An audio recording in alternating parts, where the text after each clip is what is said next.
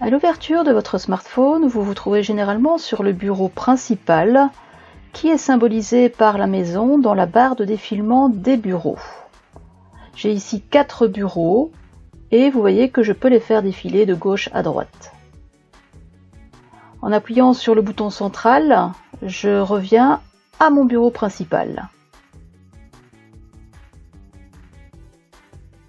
Je fais défiler, j'appuie sur le bouton central et je reviens à mon bureau principal.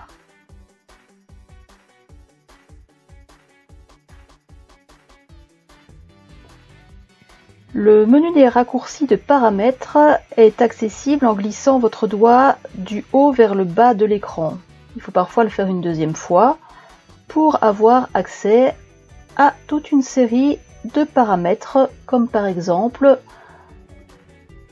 vos paramètres de Wi-Fi, de données mobiles, de son ou encore de Bluetooth. Vous disposez généralement aussi d'une lampe de poche et vous pouvez aussi mettre votre smartphone en mode avion. Vous pouvez également régler la luminosité dans ce menu de paramètres. Vous voyez qu'il y a d'autres paramètres qui sont accessibles et vous avez également accès au-dessus à la roue des paramètres pour pouvoir paramétrer votre smartphone plus en profondeur. Pour en sortir, glissez votre doigt vers le haut ou vous pouvez également, comme c'est le cas ici, appuyer sur le bouton central. Le bouton en forme de flèche va être utile pour revenir en arrière écran par écran. Je vais par exemple ici aller sur une photo et utiliser la flèche de retour pour revenir écran par écran sur mon écran d'accueil.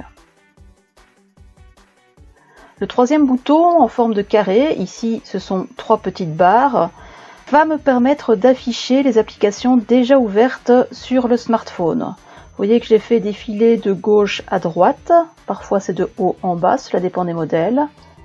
Et je peux fermer une application en la faisant glisser vers le haut, parfois c'est vers le côté. Si j'ai envie d'ouvrir une application, je peux appuyer dessus. Ici, je vais encore la supprimer. Pour sortir de cet écran, soit j'utilise le bouton central, soit la flèche de retour. Notez que les icônes peuvent être des icônes simples sur lesquelles on peut appuyer, mais que vous allez parfois avoir des dossiers d'icônes, comme c'est le cas ici. Il suffit de cliquer sur le dossier d'icônes pour voir apparaître plusieurs icônes à l'intérieur. Et ensuite, vous pouvez cliquer sur cette icône.